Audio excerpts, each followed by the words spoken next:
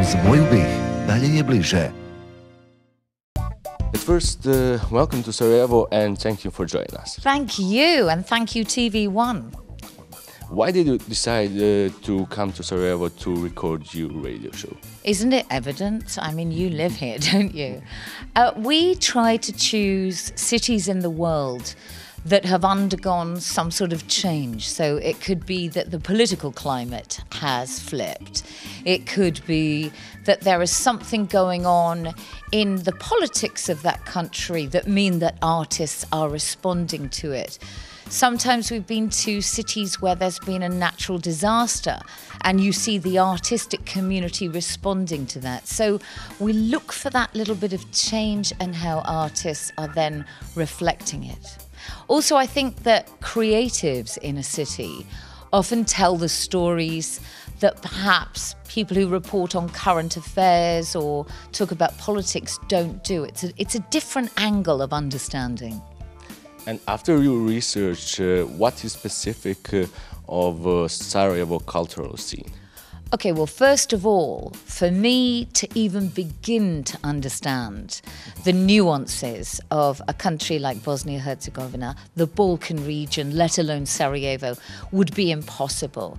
So what we've looked at is whether after 24 years, nearly 25 years since the war has ended, whether there's still a narrative, whether people are still making films and making creative pieces of work and art that reflect the war, the post-traumatic stress disorders that that war has affected in terms of the way it's passed through generations, or whether there is a new group of people creating who have moved beyond that. We also understood that there's a brain drain, that a lot of creatives look outside the Balkans to be able to go and create their work. Whether, for example, if there's a lot of unemployment for young people, then they are going to look elsewhere. And you're still part of Europe, you can travel freely through Europe. We may not be. What do you think about Dubioza Collective and Helen Nace's music? Okay, so let me tell you something. I run. So this morning in Sarajevo, I went on a 10-kilometer run. Do you know miles or kilometers? Kilometers. Kilometers. Yeah. So actually it was 12 kilometers. So I ran along the river and then I went up into the hills. And I had two playlists. One was Dubioza Collective and the other one was Helen Nace. And I've been doing this for 2 weeks, so I've had their music in my ears, in my brain, in my pores of my skin for 2 weeks. I think they are both fascinating bands in terms of what they say. I love the sound. I love the way that, so Dubioza Collective, for example, they're such a mashup, aren't they, of different sounds. But what they're saying is so interesting as well. And even though I might not understand all the words, unless of course they're singing in English, it's a very vibrant, slightly aggressive, their attitude is a bit punk, very, very good bands.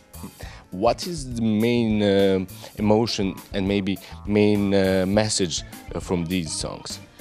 Well, it depends which songs they're performing. So I think Dubioza Collective, actually I shouldn't say what they're going to be performing. It should be a surprise, shouldn't it? Well, I think that for Dubioza Collective, it seems like Sarajevo is everything to them. And there's no question of them running off elsewhere and becoming famous and making millions of dollars, pounds, euros. They really are of Sarajevo. So that is very interesting to us. I think Helen Nace are the same. So although they've got a following globally, they're definitely rooted in the city that they come from. Would I be right in saying that? Yeah, of course, you're right. You did a show all around the world. Which city impressed you the most? You know, that's like asking a mother to choose her favorite child, because each city that we go to, for me, is such a huge privilege. To land in a city and begin to understand the people, the culture, the politics, the current affairs, the past, the history, the present, the future. And we do it in a 1-hour show. It's extraordinary. So everywhere I go, I learn something. It's a privilege. My mind is expanded. Sometimes my mind is blown. It's the ultimate insight into human beings. And you know what? Wherever you go in the world, artists are doing the same thing. They are telling their stories. From your huge experience, can artists be drivers of changes in society? Absolutely. And that, to us, is one of the most fascinating things. And often, somebody who's creating a piece of art, it could be a film, it could be a television series, it could be a novel, they are able to say things that a lot of other people can't say. That's always interesting. Thank you, and let's enjoy in stereo. Thank you.